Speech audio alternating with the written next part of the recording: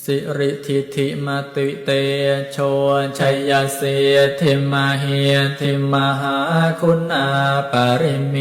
ตปุญญาธิการาสสะพันตรายนิวารณาสมัทธาสัพพะวะโตอะระหะโตสัมมาสัมพุทธัสสะทวาติงสมหาปุริสลาคันนานุภาเวนะอสิตยานุพยัญชนะนุภาเวนะอาทุตรสตมังคลานุภาเวนะชาพันนรังสิยานุภาเวนะเกตุมาลานุภาเวนะทาสปารมิตานุภาเวนะทาสอุปปารมิตานุภาเวนะทาสปลมาทปารมิตานุภาเวนะศีลสมาธิปัญญานุภาเว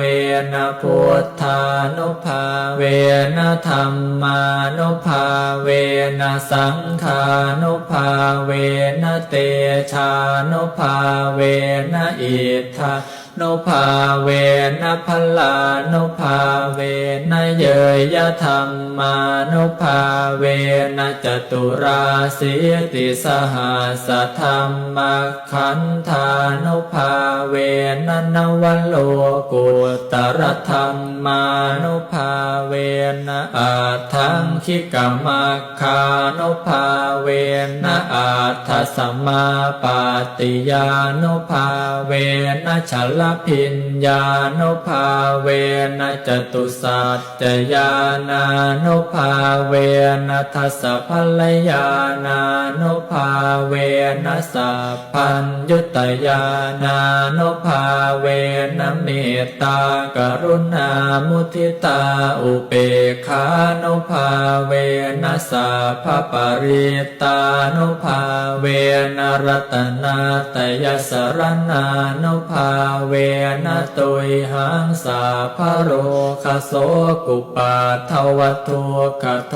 มนาสุปายาสามินาสันตุสาภอันตรายาปิวินาสันตุสาภสังกัปปาตุยหังสามิชันตุทีขายุตาตุยหังโหตุสตวาสชีเวนะสมังคิโกโหตุสาพทาอากาสปาพัตวันนาภูมิคังคังมหาสมุทธาอาราคกาเทวตาสัทธาตุมเหอนุรักขันตุ